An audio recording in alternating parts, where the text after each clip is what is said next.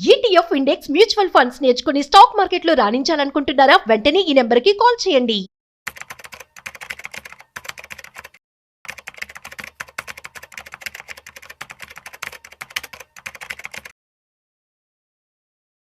చాలా మంది కూడాను ఇన్వెస్ట్మెంట్ చేసే ముందు గూగుల్లోనో లేదంటే ఏఐ వచ్చేసింది, దాంట్లో టైప్ చేసేసి వారి యొక్క డౌట్స్ని అడిగేసి ఈ విధంగా ఇన్వెస్ట్మెంట్ చేస్తూ ఉన్నారు. కానీ మీరు పెట్టుబడి కనుక పెట్టాలి అనుకున్నట్లయితే, ఇన్వెస్ట్మెంట్ కనుక ప్రాపర్గా చేయాలి అనుకుంటున్నట్లయితే బెస్ట్ వేస్ ఏంటి? స్టాక్ మార్కెటా, మ్యూచువల్ ఫండ్సా, గోల్డా, else FD, RD or real estate?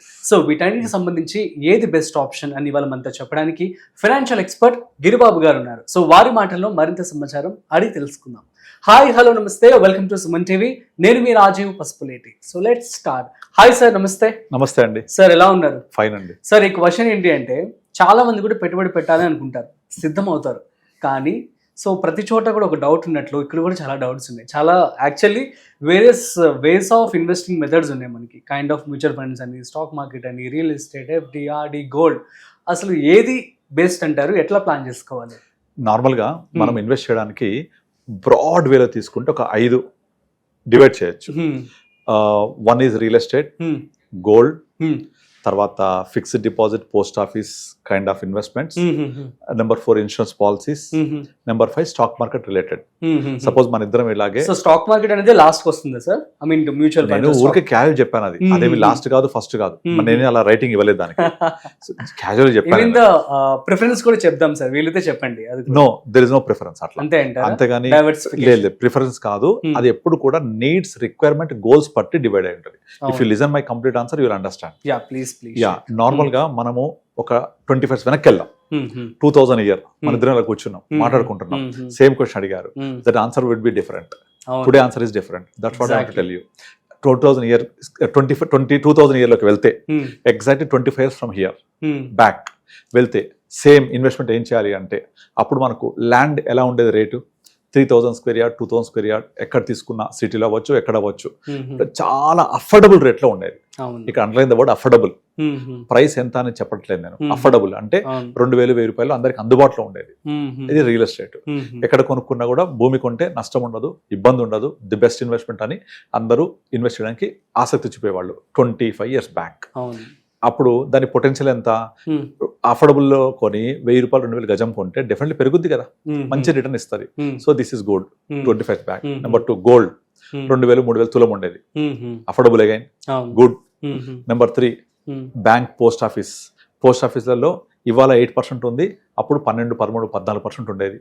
Cooperative బ్యాంకులు 15+ ఇచ్చేవి, ఎన్బిఎఫ్సిస్ 18-20 కూడా ఇచ్చేవి. Okay, affordable again and best investment also అది. Number 4 insurance policies. ఎప్పుడైతే వడ్డీ రేట్ ఎక్కువ ఉంటాయో ఇన్సూరెన్స్ పాలసీస్ కూడా రిటర్న్స్ ఎక్కువ ఇస్తాయి, బోనస్ ఎక్కువ పే చేస్తాయి. Number 5 stock market and rich related. ఇది 25 బ్యాక్ ఉంది, ఇప్పుడు ఉంది, అప్పుడు ఎలాగో ఇప్పుడు అలాగే ఉంది. అప్పుడు చాలా ఇమ్మెచ్యూర్ గా ఉండేది, వాళ్ళ మెచ్యూర్ అయింది. ఓకే, ఈ 5 ఇన్వెస్ట్మెంట్స్ లో మనకు రిటర్న్స్ ఏవేవి ఎంతెంత ఇస్తాయి, దాని పొటెన్షియల్ ఏంటి అని గమనిస్తే, మీరు రియల్ ఎస్టేట్ కనుక తీసుకుంటే ఒక 25 ఇయర్స్ బ్యాక్ 1 లక్ష పెట్టి ఎక్కడ ల్యాండ్ కొంటే ఇవాళ హీనపక్షంలో ఒక 50 lakhs 60 lakhs ఈజీగా ఉంటుంది. అంతే కదా, 50-60 times అయి ఉంటుంది. Good investment, good return. Gold 2000 తులం ఉండేది, 1,00,000 అయింది, అగైన్ 50 times ఇచ్చింది, రైట్. మూడోది ఎఫ్డీస్ అన్ని కూడా 15% ఇచ్చేవి.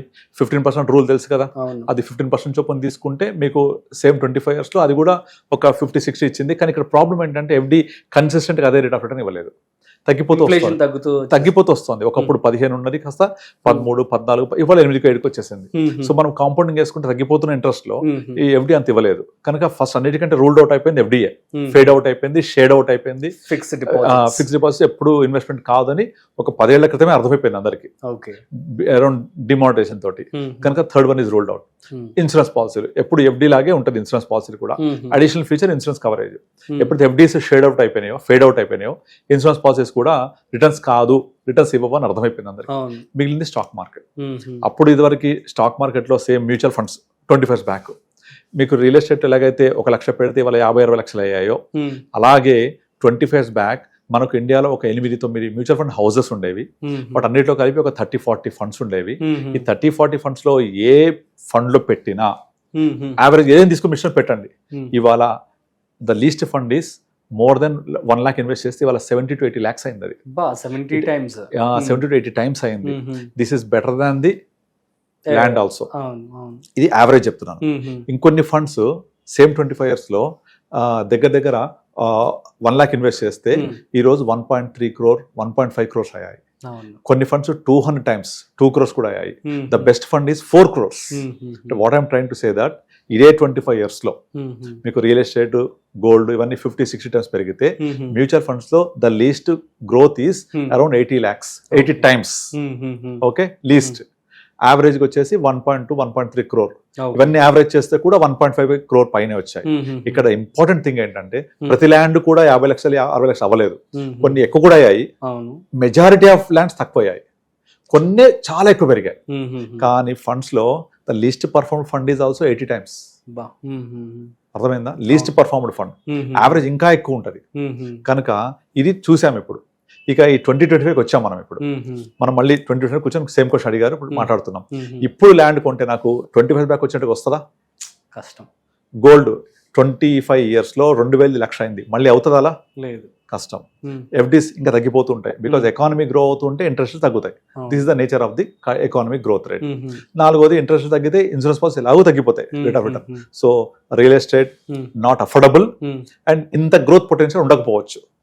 Gold same case, FDs insurance down. But stock market related to economy. మనం స్పెక్యులేషన్ చేయొద్దు, ట్రేడింగ్ చేయొద్దు. సింపుల్ గా మ్యూచువల్ ఫండ్ ఇన్వెస్ట్ చేయండి. ఎక్కడ ఇన్వెస్ట్ చేస్తారు? స్టాక్ మార్కెట్ లో. What is stock market? All different companies which has a business. ఏం business అది? ప్రొడక్ట్ అవ్వచ్చు, సర్వీస్ అవ్వచ్చు. ఎవరి కోసం? మనుషుల కోసం. యుద్ధం వచ్చిందని మీరు కాల్గేట్ పామాలి కొనకుండా మానరు, సంతూర్ సబ్బు వాడకమానరు, పెట్రోల్ వాడకమానరు, కార్లు ఇవన్నీ నడుస్తూనే ఉంటాయి కదా. కనుక ఏది జరిగినా టెంపరీ వొలటిలిటీ తప్ప గ్రోత్ ఈస్ పర్మనెంట్.